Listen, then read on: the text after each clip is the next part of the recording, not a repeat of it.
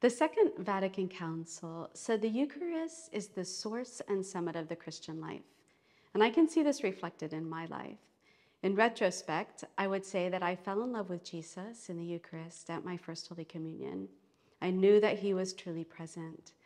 I remember when I would receive him in Holy Communion on Sundays, I would go back to my pew and kneel down and try really hard to focus on him and speak to him.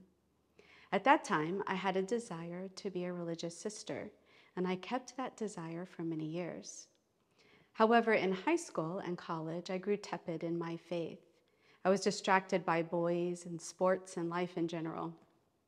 I was a Sunday Catholic. I gave God the bare minimum, 1 hour a week. I still believed, but I didn't have a relationship with Jesus. I no longer thought about being a religious sister. After college, I accepted a teaching position in a Catholic school, and the faculty there witnessed to the Catholic life beautifully, and it pricked my conscience. I began to pray daily. Eventually, I was praying the daily rosary and learning more about what it means to be a Catholic. By year 2, I was going to Mass daily. Jesus had been waiting for me, and once I turned back to him, he flooded me with his grace.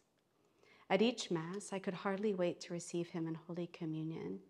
Frequently, I would be moved to tears with longing and desire for him. During that same year, my mother started a perpetual adoration chapel at our parish. She and my father would go regularly in the middle of the night for adoration. I have no doubt that their prayers before Jesus in the Eucharist obtained for me the grace to love him again and to hear him calling me to be his bride. A couple of months after that school year ended, I entered the convent. That was 25 years ago.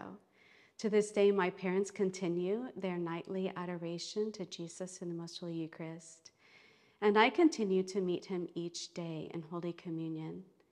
That is where God visits me and where I invite him into my heart. Sometimes I'm still moved with tears.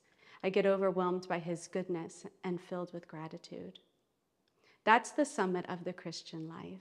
That's the Eucharist, union with Christ.